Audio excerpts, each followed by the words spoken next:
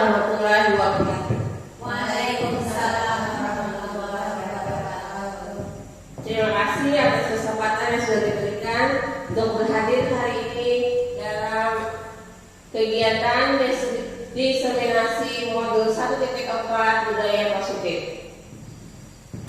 Oleh saya sendiri Rahma Agustina sebagai DDP Angkatan 8 dari TK Pembina Kecamatan Simpur, Hulu Sungai Selatan.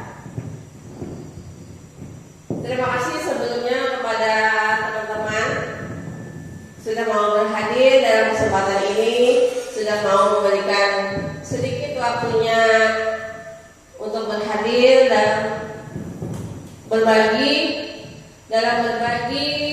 ilmu, berbagi kegiatan tentang budaya positif.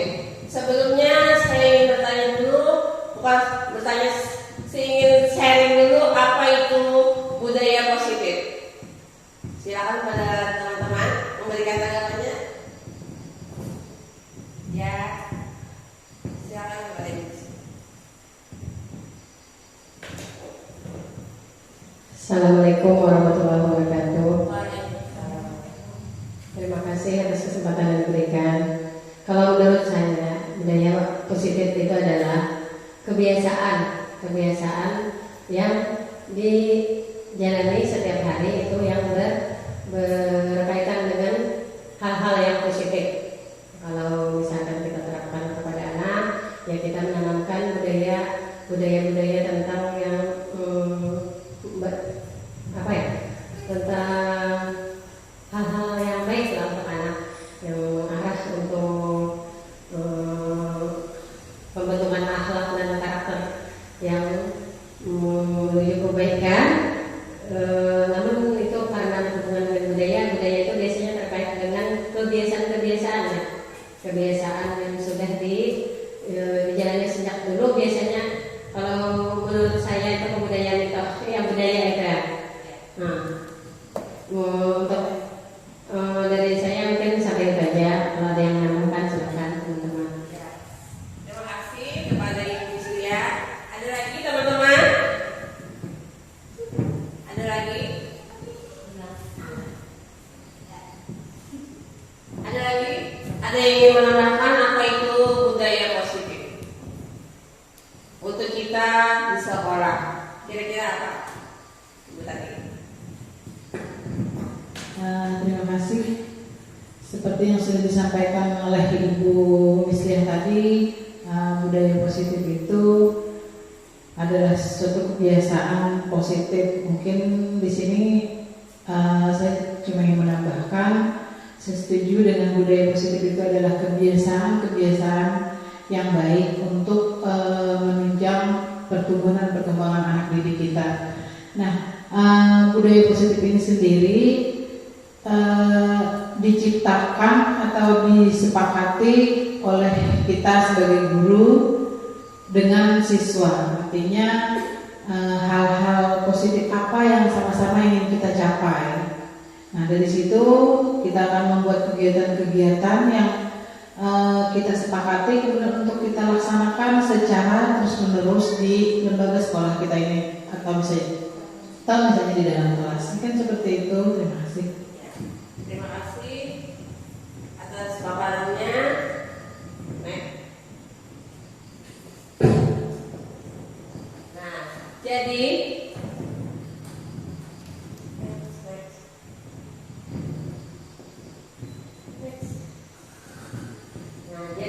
budaya positif itu adalah sama seperti disebutkan teman-teman tadi tentang hal-hal baik yang akan diberikan kepada anak didik, peserta didik, seperti yang disebutkan saat ini tentang nilai dan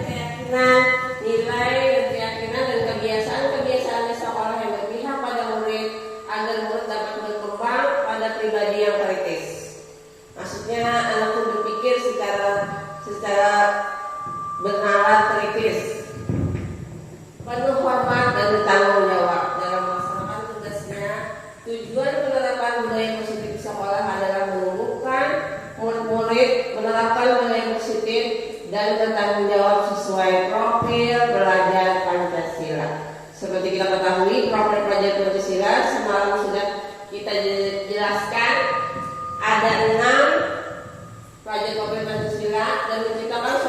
pembelajaran yang menyenangkan. Apakah kita dalam melaksanakan pembelajaran itu dapat menyenangkan anak didik? Seperti itu untuk budaya positif. Bagaimana cara kita untuk menyampaikan ke anak didik, peserta didik, memotivasi anak didik, bagaimana kemauannya saat kita memberikan pelajaran.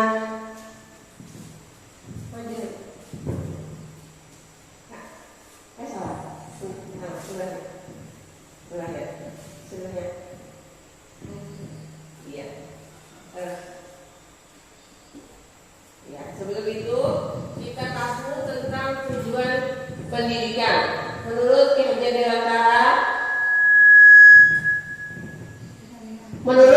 Dewantara, tujuan pendidikan itu adalah menuntun segala kodrat yang ada pada anak itu agar mereka sebagai manusia dan anggota masyarakat dapat menciptakan keselamatan, kebahagiaan setinggi-tingginya. Itu dari menurut Ki Hajar Dewantara.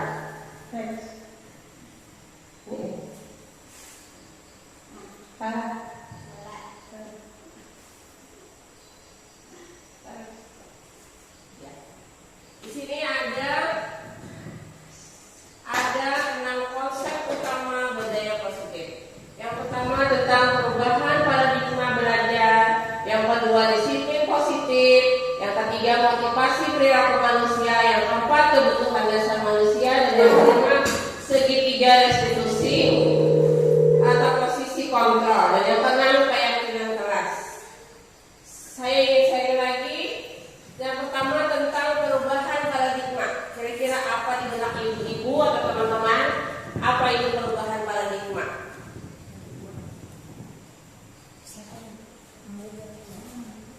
Silakan.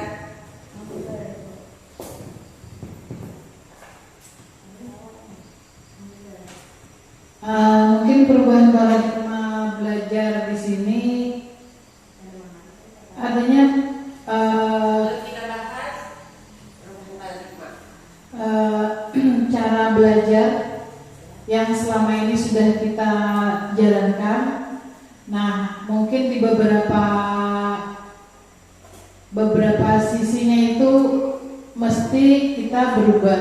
Ada yang harus berubah dari yang kebiasaan-kebiasaan yang sudah kita laksanakan selama ini mungkin sudah benar, tetapi ada strategi yang lebih bisa menyentuh kepada peserta didik kita. Mungkin seperti itu. Ada lagi? Sedikit menambahkan apa tadi Perubahan paradigma yang pertama. perubahan paradigma belajar. Mungkin di sini pergeseran paradigma ya, mungkin maksudnya pembelajaran diarahkan untuk agar peserta didik mencari tahu dari sumber observasi. Misalnya dia melihat, mengobservasi lah gitu, bukan diberitahu. Nah, untuk kegiatan pembelajaran itu diarahkan untuk mampu merumuskan masalah. Misalnya untuk kita sebagai PAUD kan, pendidikan di anak usia dini itu bagaimana kita menimbulkan menanya, bukan kita memberitahu. Apalah itu maksudnya, Bu? Bahasanya itu menanya gitu. Bukan hanya menyelesaikan masalah atau menjawab. Jadi kita menemukan keinginan dia untuk bertanya dengan cara dia mengobservasi, menilai, melihat sendiri, dan menimbulkan rasa ingin bertanya dia, bukan kita yang memberitahu gitu, Bu. Mungkin itu saja. Yang menurut Istilah lagi Bapak ya?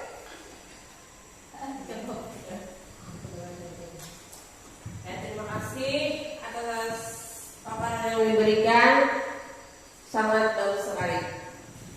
Ya, jadi perubahan paradigma memang dalam untuk kita kasih tahu kalau kita belajar. Nah, kita belajar apa hari ini? Sekarang kan kita kebanyakan kayak itu, Bu. Iya, sama.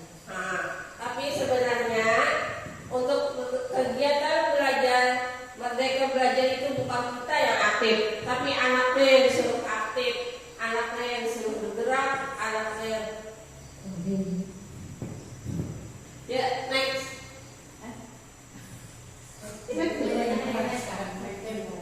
Nah, naik atas, naik. Ya, Tanah atas. ya. Oke. Nah, paradigma adalah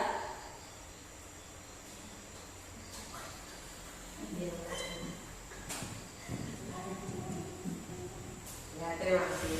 Paradigma pendidikan itu adalah cara pandang, proses memahami pendidikan nasional dan bentuk pengamatan dan proses pencarian cara mengatasi permasalahan yang muncul dalam pendidikan. Kita tahu dalam kegiatan pembelajaran kita atau masalah-masalah anak, kita banyak mengetahui masalah-masalah apa yang ada pada anak kita, bagaimana kita mendidik atau memberikan pelajaran yang terbaik buat anak. Kan biasanya tuh di dalam kelas itu setiap anak itu beda-beda karakternya. Ada yang menjadi kita tuh kadang-kadang anak nakal ya. Jadi kita tuh anak tuh yang kritis. Nah, dari kegiatan itu kita bisa melihat masalah apa yang muncul pada anak-anak itu.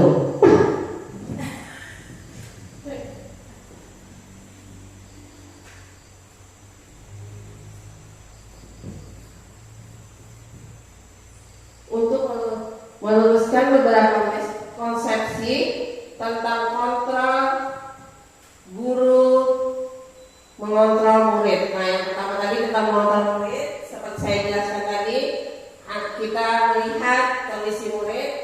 Naik.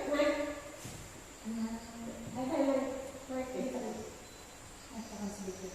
Tanah bawah.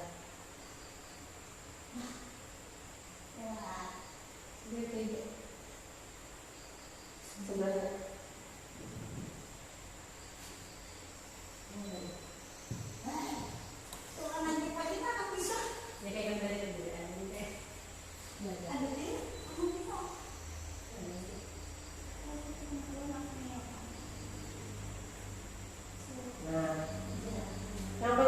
Yang pertama tadi tentang guru mengontrol murid. Terus yang kedua sudah saya jelaskan. Yang kedua tentang ilusi bahwa semua penguatan positif efektif dan bermanfaat. Terus yang ketiga bahwa kritik dan membuat orang merasa bersalah dapat menguatkan karakter. Terus yang keempat bahwa orang dewasa memiliki hak untuk memaksa. Kira-kira kalau ibu-ibu memberikan pelajaran kita harus memaksa kira-kira, Bu? Dengan anak. Itu masuk apa kira-kira, Bu? Perubahan paradigma?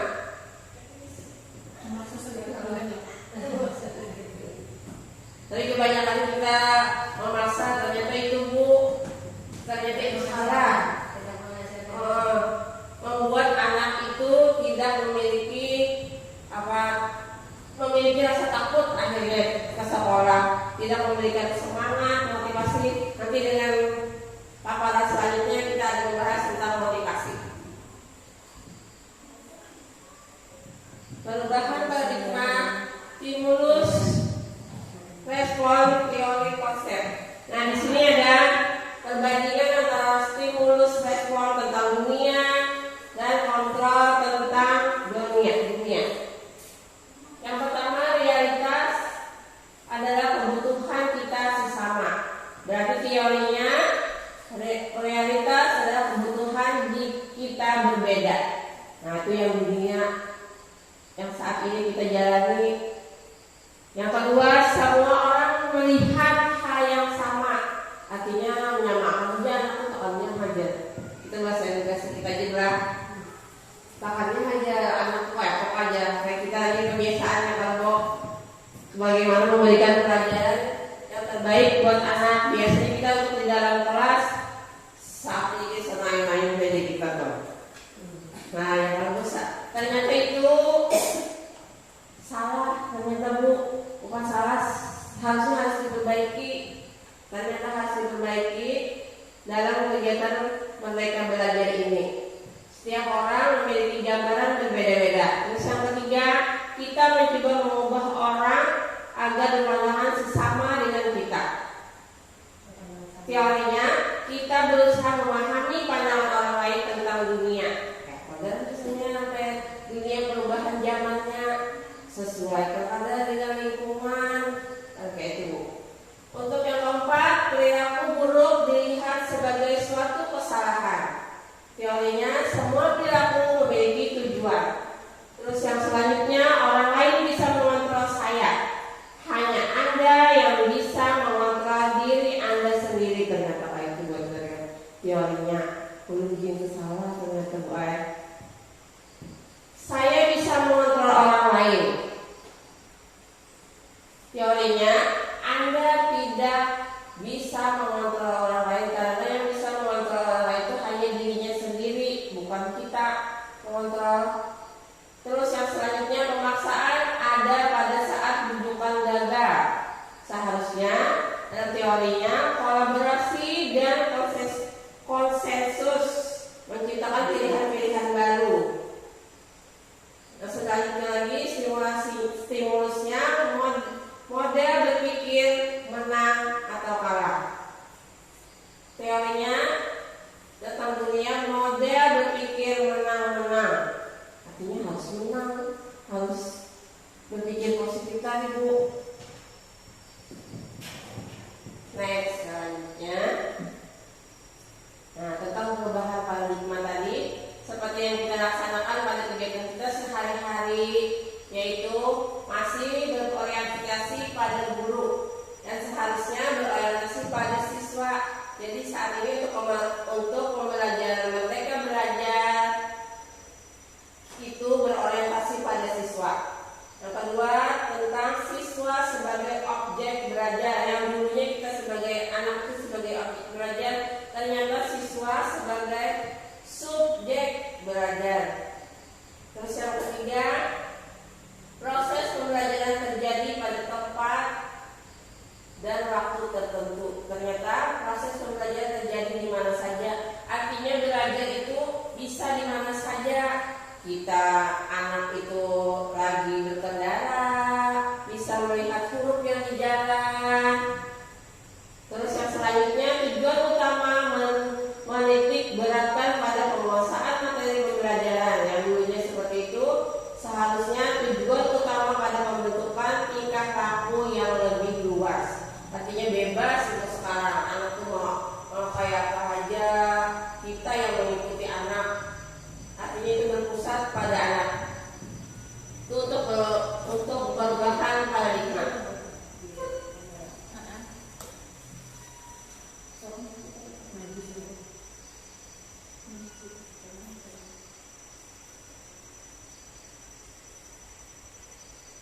Untuk yang selanjutnya tentang disiplin positif. Apa kira-kira disiplin positif? Apa kira-kira disiplin positif?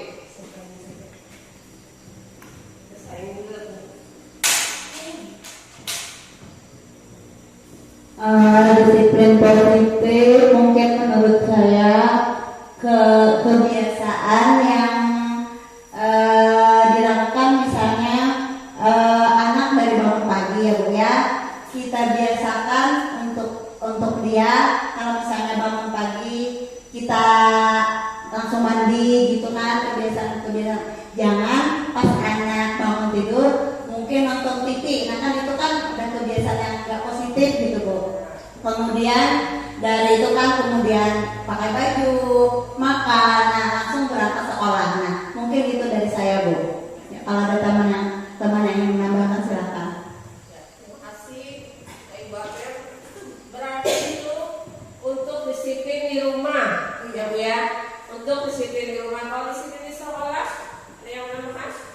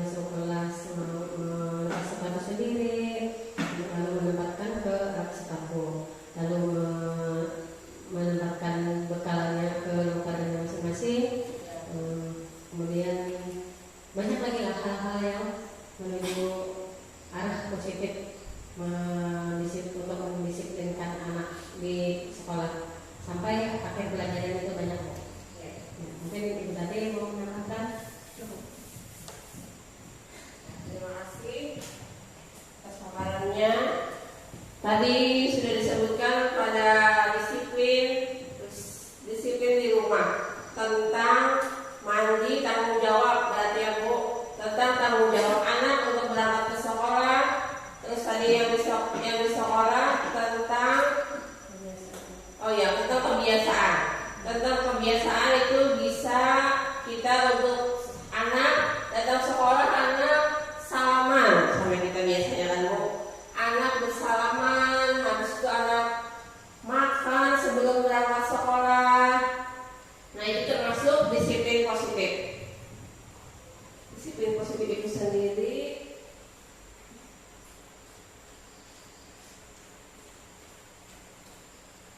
di sini disiplin positif adalah menumbuhkan disiplin yang didorong dalam diri anak tanpa hukuman dan hadiah. Ternyata Bu, untuk disiplin positif ini kita biasanya selalu memberikan reward. Ternyata itu tuh kesalahan besar bagi diri kita.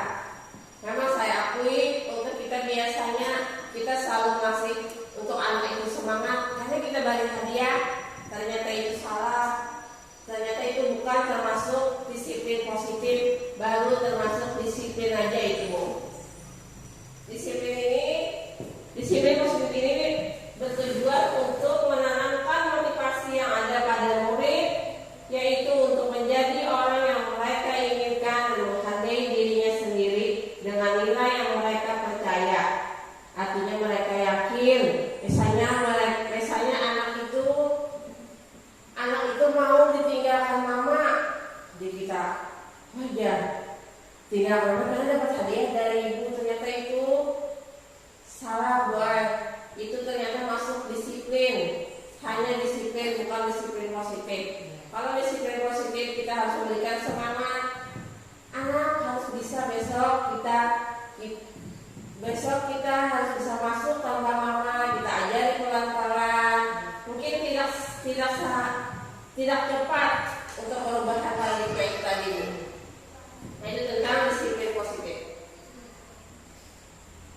Nah yang sudah disebutkan Ibu tadi, disiplin yang diterapkan di sekolah. Yang pertama, masuk tepat waktu.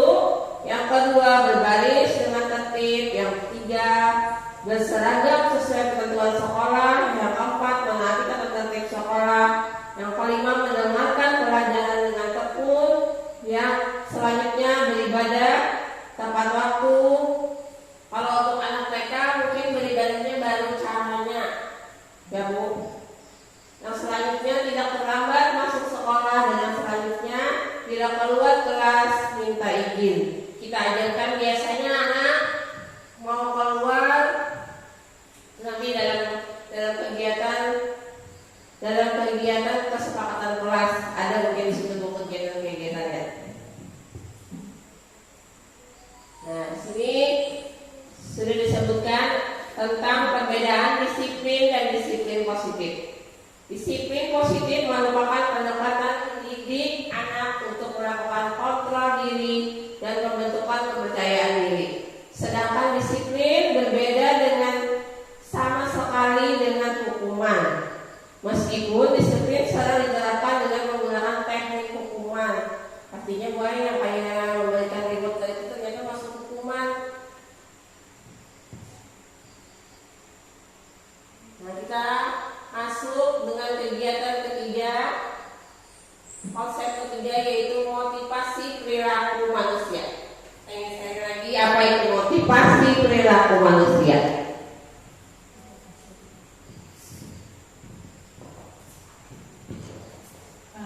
Terima kasih Ibu pemberi materi, luar biasa materinya yang diberikan hari ini, membuat pemikiran sampai yang ini itu banyak hal baru yang kami terima, saya pribadi khususnya. Nah, untuk motivasi perilaku manusia ini sendiri mungkin menurut pemikiran saya secara awam, motivasi itu satu dorongan ataupun entah itu dari luar ataupun dari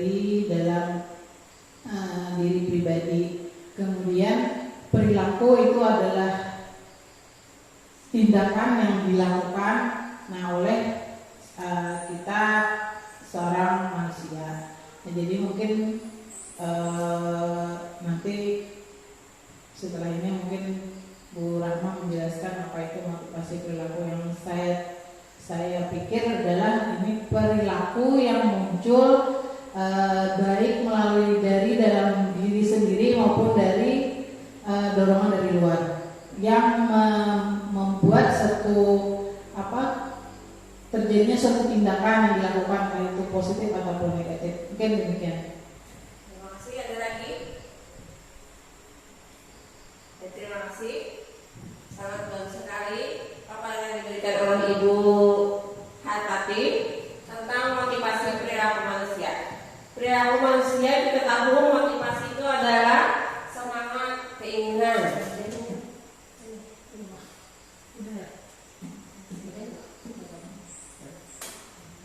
Nah, motivasi itu sendiri adalah motivasi untuk menghindari ketidaknyamanan atau hukuman itu tadi, Bu. Motivasi untuk mendapatkan imbalan atau penghargaan dari orang lain. Yang ketiga, motivasi untuk menjadi orang yang mereka inginkan, artinya bebas menganggap kayak apa kayak kita anak kita, dan menghargai dirinya sendiri dengan nilai-nilai yang mereka percaya. Harus berbacaannya lah. Saya tidak melihat. Dari peta teori perilaku manusia itu ada teori klasik, ada teori perangkat paradigma yang tadi yang sudah saya jelaskan tadi. Tantangan yang dihadapi dan dalam mewujudkan motivasi ini adalah kira-kira apa? Rasa malas, koler kita lagi ya Bu. Kayak begini juga ya koler, gampang menyerah. Awalnya kayak Unjo untuk masuk di DP ini, sebenarnya koler, rasanya sekolah asal menyerah sudah tuh. Orang-orang di dalam kelompok ini hebat-hebat.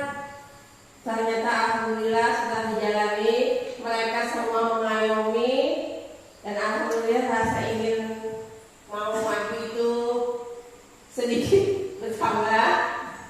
Nah, mungkin dari ini tantangannya gampang menyerah dan rasa takut baik, takut keluar dari zona nyaman dan takut dalam menghadapi kegagalan. Kita karena biasanya bila menginginkan sesuatu takut dulu.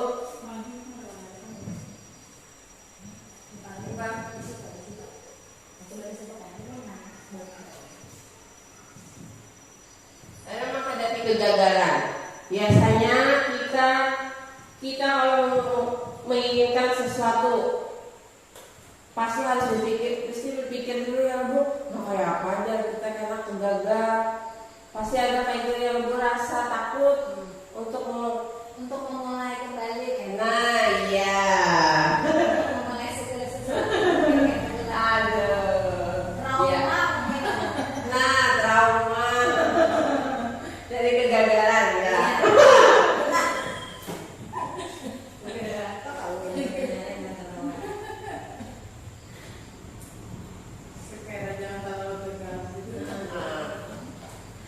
Yang mempertahankan motivasi dalam diri itu yang pertama, tetapkan dan tulis tujuan. Tujuan doa sekarangnya. Bertujuan soalnya hidup kita saat ini jarang bertujuan ya loh. Jalan ini mati disyukuri. Nah iya. Ada apa kan lagi tujuannya lah. Iya. Yang kedua, susun rencana dengan baik dan terarah. Artinya Bu ayo disusun. Padahal kita dalam melakukan sesuatu mana jarang untuk disusun. Segawi aja kita ya kamu. Itu harus ada fase-fasenya. Nah iya. Untuk yang ketiga, atasi rasa takut terhadap kegagalan. Nah itu Bu Ais sama lebih susah takut untuk gagal. Terus yang keempat, berpikir positif. Seperti yang tadi dijelaskan, berpikir positif. Apa yang kita pokoknya harus bisa barang aja kah kita tuh.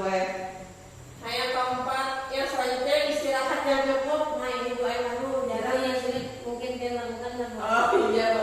sehat yang cukup tuh biasanya dia sama dia. Biasanya Bu untuk usia, untuk faktor usia memang untuk istirahat ini kurang. Biasanya apalagi bila ulun tidur siang, malamnya susah tidur. Ya karena memberikan hadiah pada diri sendiri itu paling suka itu Bu. Selalunya harus memberikan hadiah. Kita jarang yang memberikan hadiah pada diri sendiri. Memanjakan diri sendiri itu sama lah Bu dengan Sama itu baik sama kawannya kita salah-salah bro. Nah yang selanjutnya tentang kebutuhan dasar manusia. Apa kira-kira Bu sama yang saya sebutkan Ibu tadi? Kira-kira?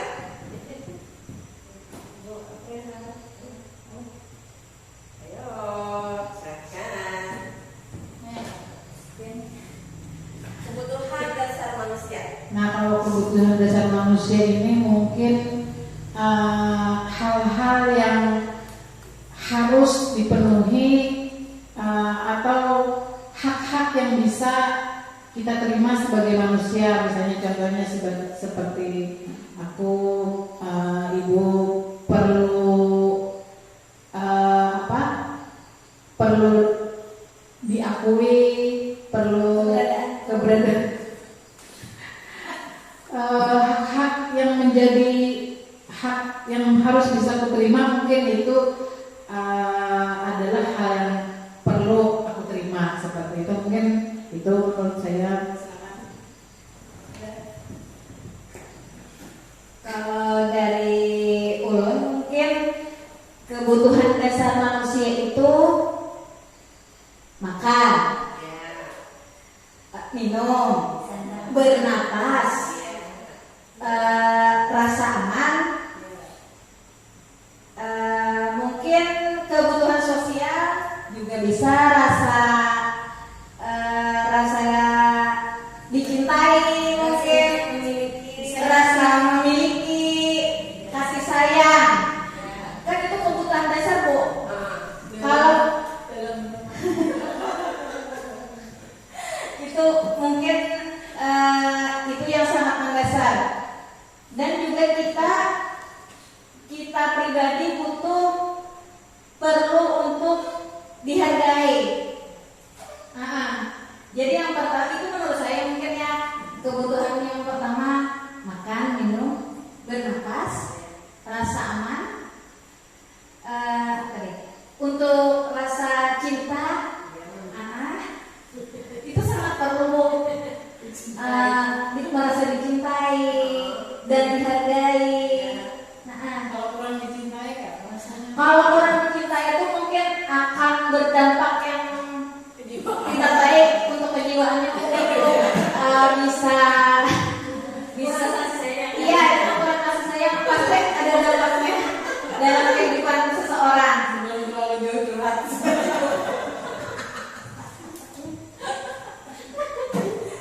Ya terima kasih atas amalannya, bagus sekali. Tentang kebutuhan dasar manusia. Kebutuhan dasar manusia itu yang pertama adalah kebutuhan fisiologis, ya.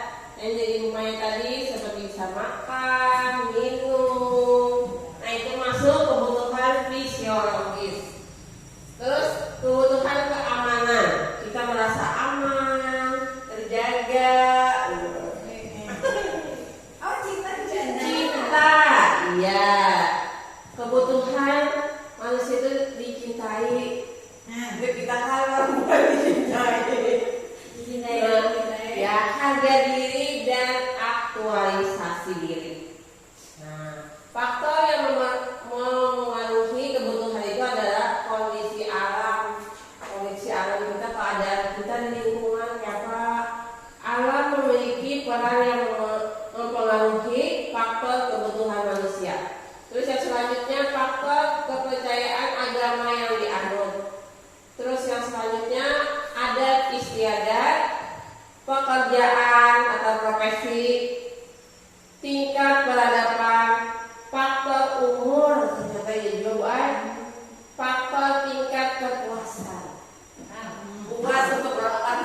yang positif lah, bukan yang negatif.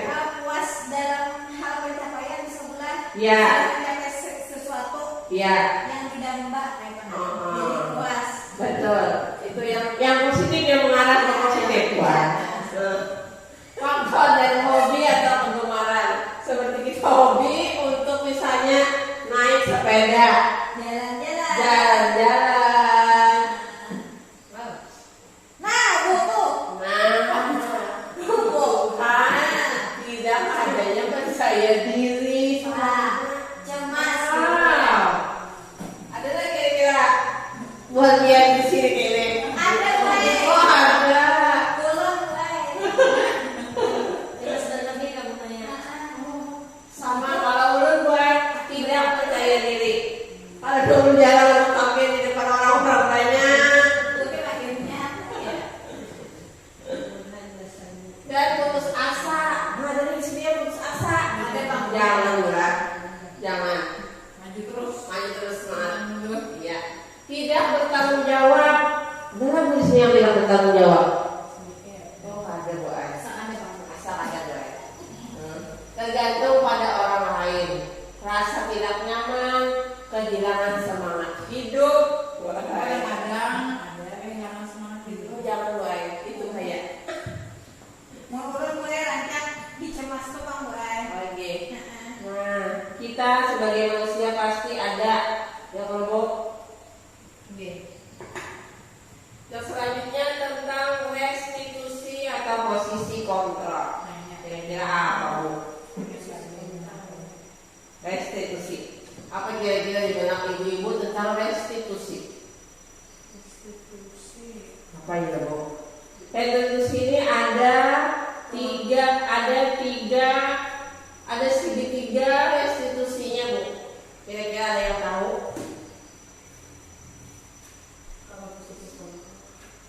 Nah, restitusi itu adalah sebuah cara menanamkan disiplin positif itu tadi Bu. Cara kita apa? Kita caranya menanamkan disiplin untuk anak.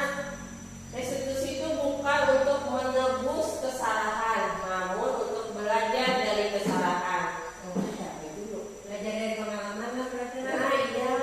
Misalnya kita sudah menjalani sesuatu dengan kegagalan atau kesalahan, Ya. berarti dalam tahap selanjutnya kita belajar dari kesalahan tersebut untuk memperbaiki ke arah yang lebih baik. Iya. Betul. Terima kasih atas paparannya. Ya, berarti itu tentang disiplin positif yang artinya yang tadinya kita merasa aja melakukan ini salah aja.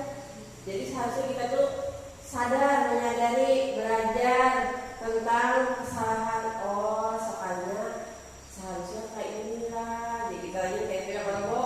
Nah, jadi tujuan itu untuk memperbaiki hubungan. Nah, hubungan untuk mengubah orang yang gagal tadi karena telah berbuat kesalahan menjadi orang yang sukses. Artinya dia berani buat sukses akhirnya kalau lagi merasa salah, merasa percaya diri jadinya. Nah, ini segitiga restitusinya. Segitiga restitusi ini ada 3. Yang pertama tentang validasi tindakan yang salah, terus menstabilkan identitas, dan yang terakhir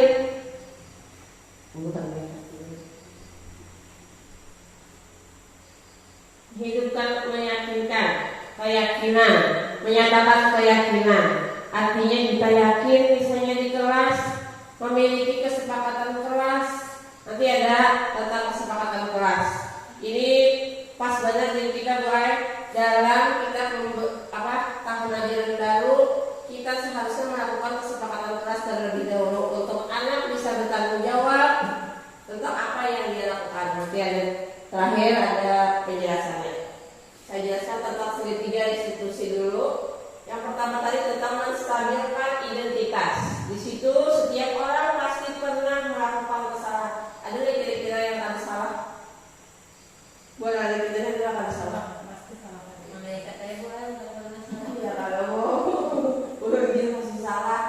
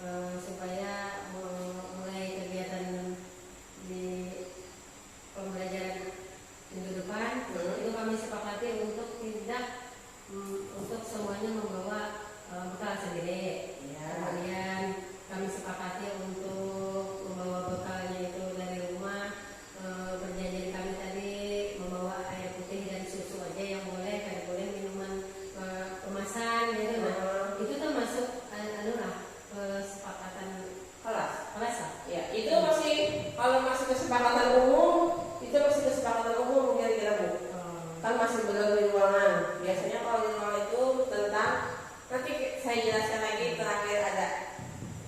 Ini saya jelaskan dulu tentang restitusi segitiga restitusi. Pada dasarnya segitiga restitusi itu adalah langkah pertama untuk menstabilkan identitas.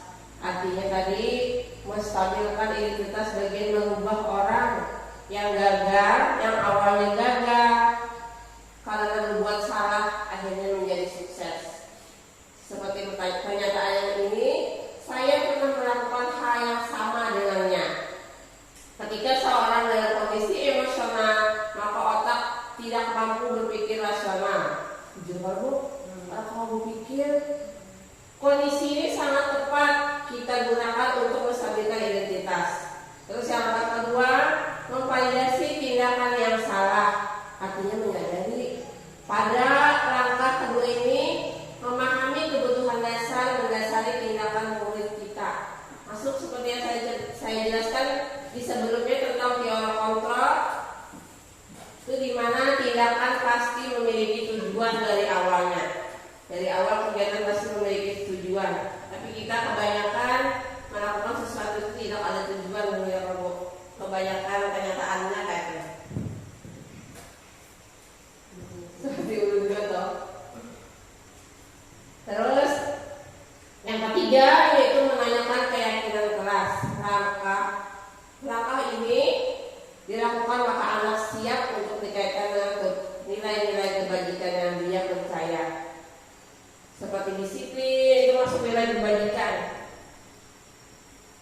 Nah, posisi kontrol itu sendiri adalah selanjutnya posisi kontrol. Ternyata posisi kontrol itu adalah pemantau atau monitor atau mengawasi setiap langkah laku siswa saat di sekolah berdasarkan ketentuan atau peraturan yang berlaku.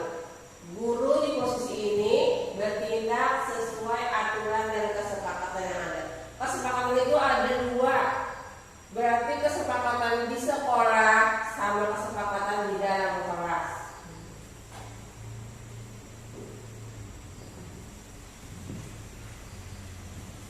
Nah, posisi kontrol yang ada yaitu yang pertama hukuman, yang kedua membuat rasa salah, yang ketiga teman, dan yang keempat pemantau, dan yang kelima manajer.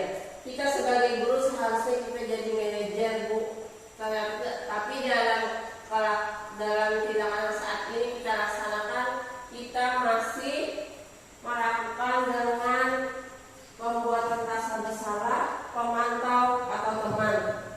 Kebanyakannya yang tiga ini Bu, membuat rasa bersalah, teman, dan pemantau. Seharusnya sebagai guru itu kita harus di posisi manajer. Ternyata Bu Ay, kebanyakan saat ini kita masih di posisi yang tiga itu. Selanjutnya tentang keyakinan kelas. Apa itu Bu keyakinan kelas? Saya ingin share lagi. Apa itu keyakinan kelas?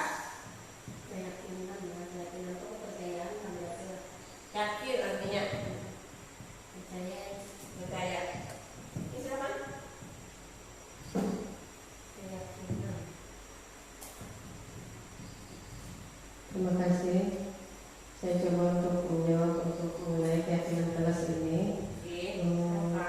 Kalau menurut saya itu ya bayangan dalam benak saya itu keyakinan itu adalah kepercayaan mungkin yang ini oleh anak ya. Kelas. Kepercayaan anak terhadap kelasnya mungkin ya. Di ruang kelas. Kelas. Berarti itu berkaitan dengan Kepercayaan beda sama nanti ada kesepakatan beda sama keyakinan. Mungkin ini kepercayaan yang dimaksud adalah keyakinan kelas ini adalah kepercayaan yang ditanamkan anak di dalam benaknya itu terhadap kelas yang akan dia masuki mungkin seperti itu. Jadi mungkin dia yakin bahwa dia ke sekolah masuk ke dalam kelas itu dia akan mendapatkan teman-teman, mungkin akan mendapatkan fasilitas untuk belajar, akan mendapatkan keamanan di sana, kemudian suasana yang kondusif. Nah,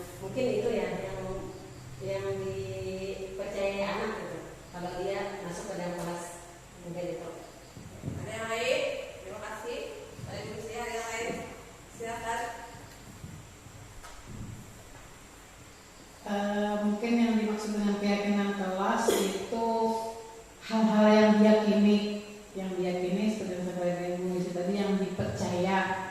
Kalau bahasa kita tuh yang kita yakini, yang kita percaya, hal tersebut bagus untuk kita terapkan di sekolah untuk mewujudkan kedisiplinan untuk peserta didik. Mungkin seperti itu. Terima kasih.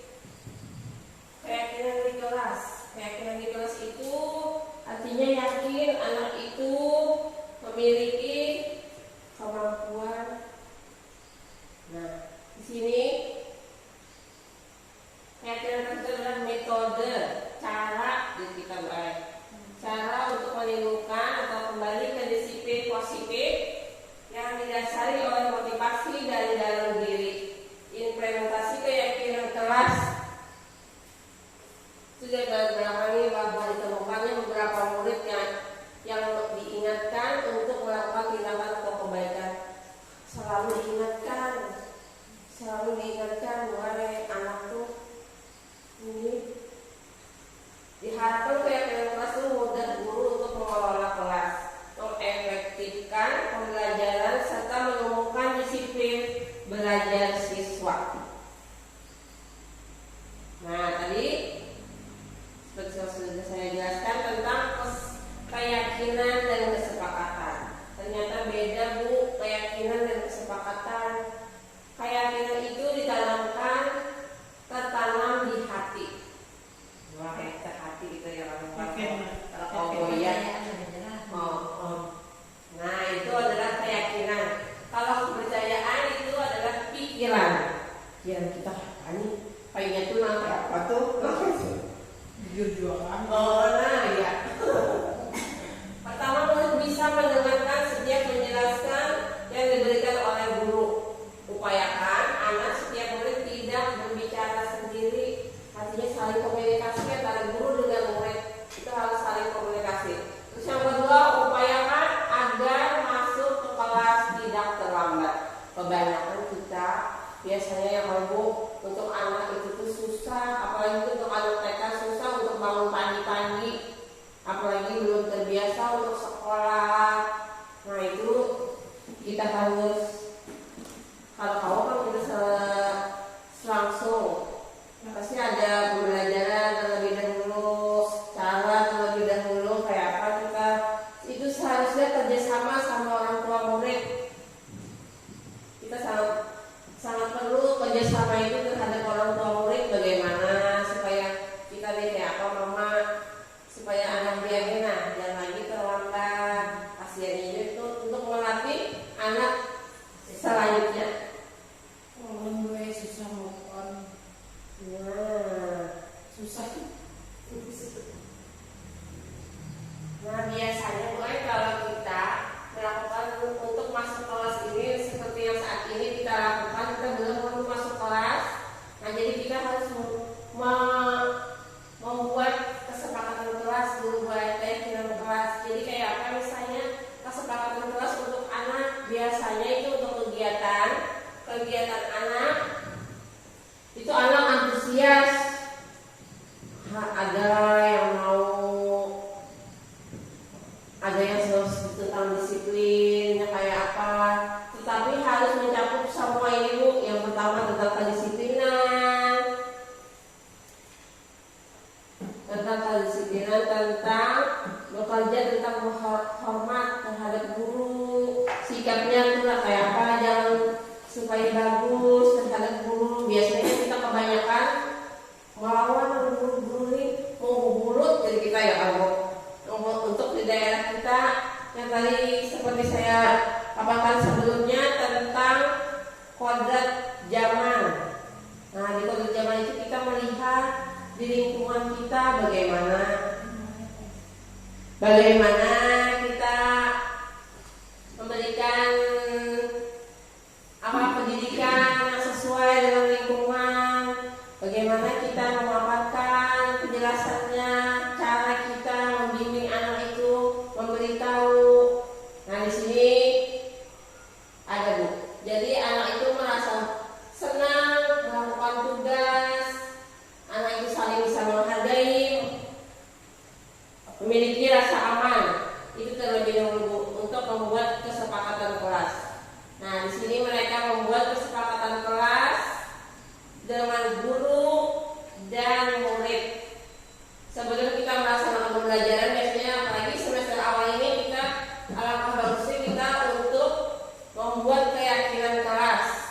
kita ada sudah kita tuh apa namanya peraturan kita bahwa kita yang pertama supaya disepakati anak supaya anak itu tahu bagaimana apa yang anak perlukan. Nah kita buat dulu Bu, mereka di sini antusias sekali untuk membuat kegiatan ini. Seperti saya kemarin melakukan studi kasus pada demonstrasi kegiatan saya itu tentang dua kasus saya kemarin itu Bu. Tentang kasus yang pertama keterlambatan anak susah untuk sekolah. Terus yang kedua itu tentang anak yang suka usil atau anak yang suka jahil. Nah itu ternyata dari kegiatan yang seperti ini anak itu merasa senang, gembira dan akhirnya bisa bertanggung jawab. Di sini kesepakatan mereka yaitu kita disiplin, saling menghormati dan menyayangi, bertanggung jawab, mandiri, menjaga kebersihan. Di sini mereka sangat antusias, sangat senang. Beberapa kegiatan mereka lakukan dan mungkin dari kegiatan ini ada yang misalnya tidak disiplin. Mungkin diberikan sanksi apa, kayak itu boleh tapi sanksinya ringan aja untuk anak. Misalnya anak tidak bertanggung jawab terhadap tugasnya, kan untung menjalankan tugas dan kita tuh diberi juga, tapi dengan cara yang sebelumnya tadi, dengan cara hukuman yang positif. Hukuman yang positif seperti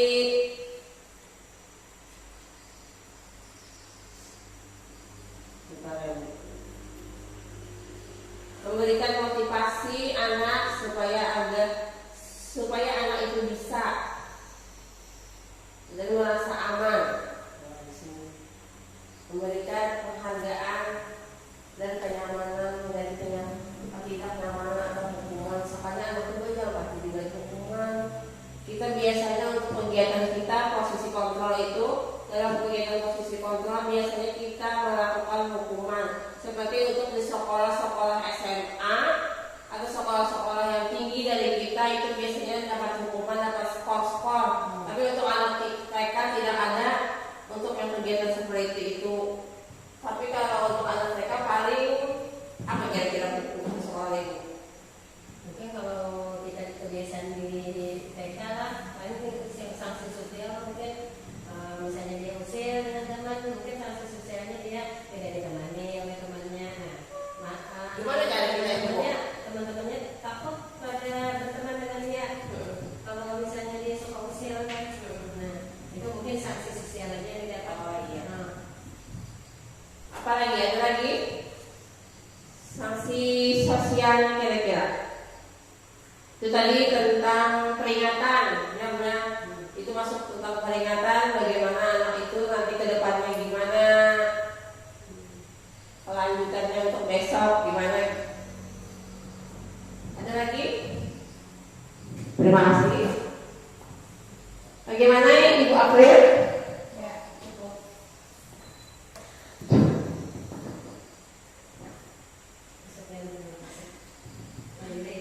Nah, tentang disiplin, anak itu disiplin.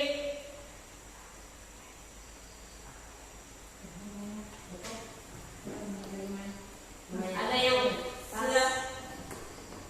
sudah mengerti semua? Tentang kesepakatan kelas? Ya.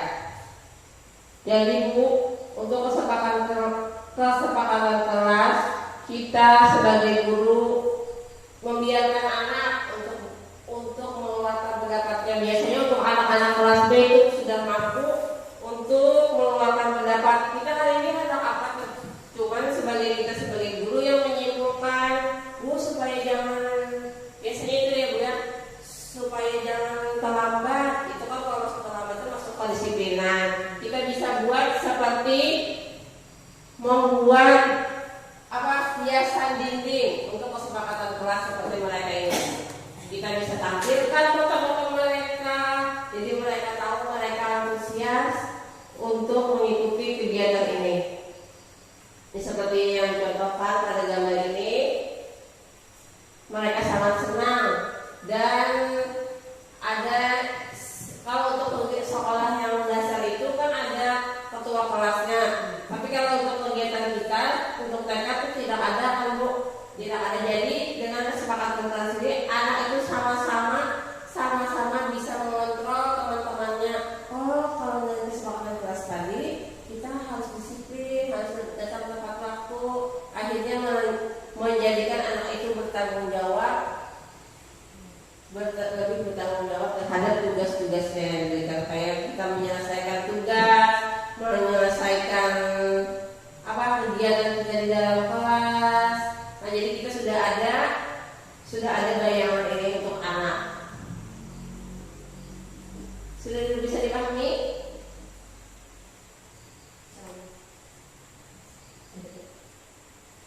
Oh ya ampun. Bergerak mulai, harusnya bergerak mulai. Harusnya bergerak mulai. Silakan ada videonya mulai. Nyalalah sudah. Demikian paparan dari saya. Wabillahi taufiq wal hidayah. Wassalamualaikum warahmatullahi wabarakatuh. Semoga bisa berguna untuk di sekolah. Terima kasih.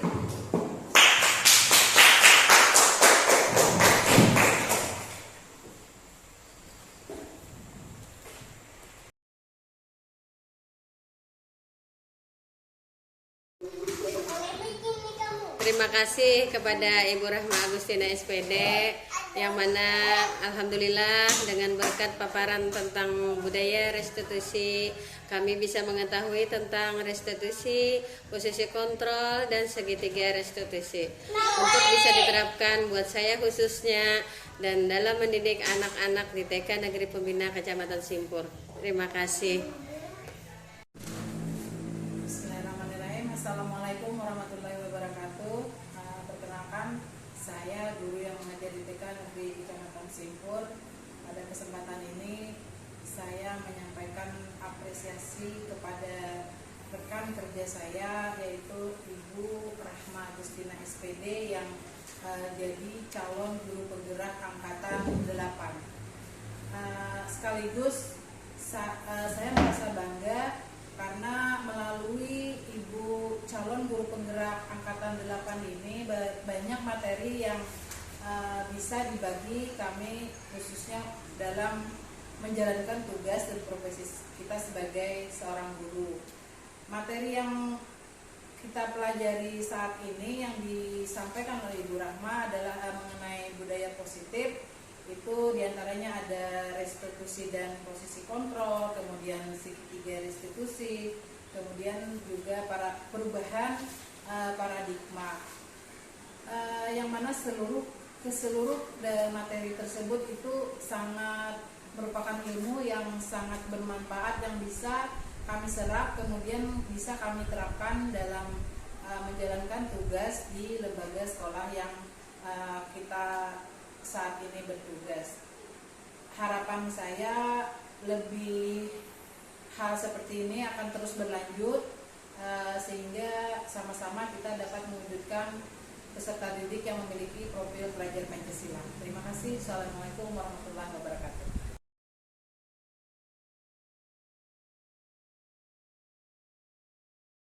Assalamualaikum warahmatullahi wabarakatuh. Hari ini kita bikin kesepakatan kelas, teman-teman. Nah, kita bikin kesepakatan kelas hari ini. Siapa yang mau menyambutkan keputusan kelasnya hari ini apa? Kira-kira sebelum kita mulai pelajaran. Belajar. Supaya apa?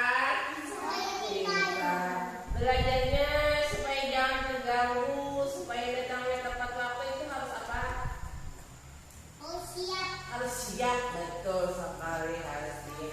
Anak ibu harus siap lah. Siap. Berarti ibu tulis. Oh, jangan mencoret-coret. Berarti menjaga keindahan, ya, menjaga keindahan. Ibu tulis.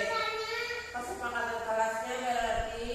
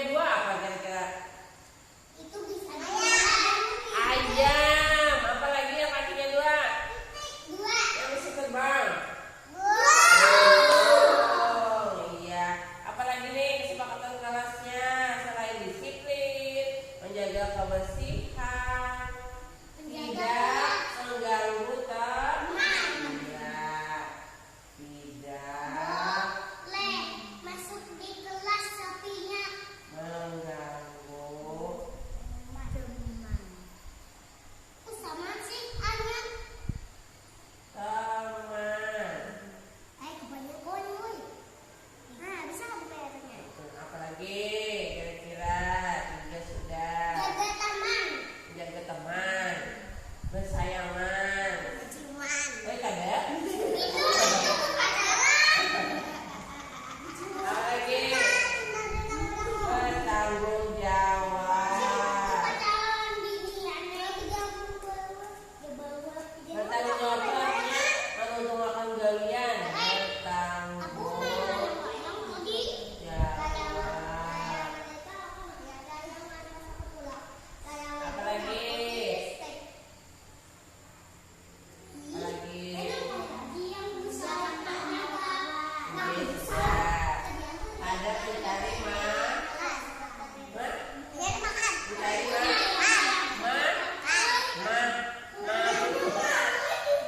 tidak.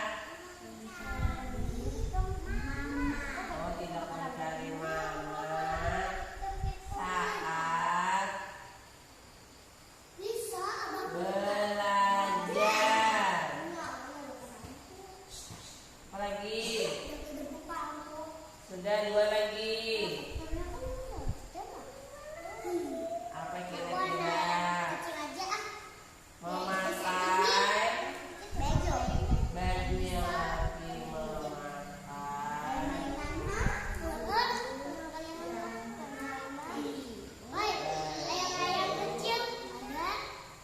yang rapi. Apa lagi 1? Teman enak itu menempel langsung. Apa lagi? Oh iya. Oh iya. Saya sudah bertanggung jawab, tidak mengganggu teman, saya disiplin, menjaga kebersihan, membawa bekal sendiri, membawa pas sebut itu bekal sendiri. Ya sudah. Sudah ada berapa itu? 1, 2, 3, 4, 6, 7. Ini warna apa? Biru. Ini warna apa? Jingga. Ya, ini warna apa? Hijau. Hijau seperti apa hijau? Daun. Ini warna apa? Pisang ya? Oh betul. Di sini ada yang warna kuning. Oh sandal. Apa lagi? Sapu. Apa lagi yang warna kuning? Nih. Apa namanya? Nih. Apa namanya kak? Kaos kak? Kaos kaki. Logo kuning. Kuning. Apa lagi? Hah? Pelangi kuning. Apa lagi? Pensil warna kuning. Sekarang silakan ditempel. Sekarang tangan ibu. Oh lala.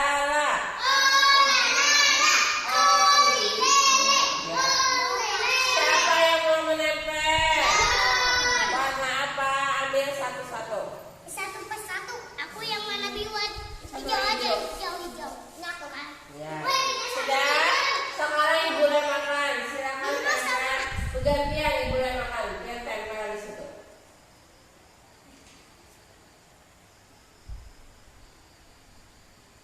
Tempel mulai aja dulu. Ya. Hati-hati, Raina Hati-hati. kena tangan. Heeh. Raina tangannya menempel. Terus tempel. Silakan. Lihat tulisannya. Lihat tulisannya. Ya, tempel sendiri di sini. Tik-tik. Raina pacoy. Gimana ya? Dicek lah. Ya, titik. Wah, mantap. Sama.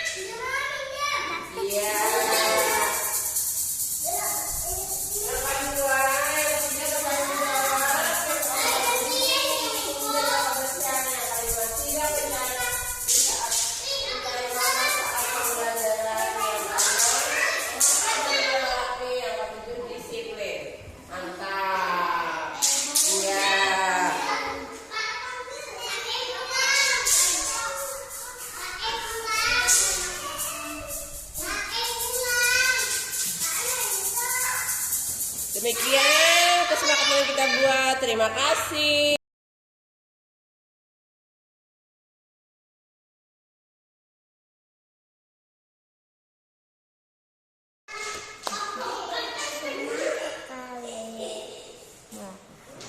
Melakukan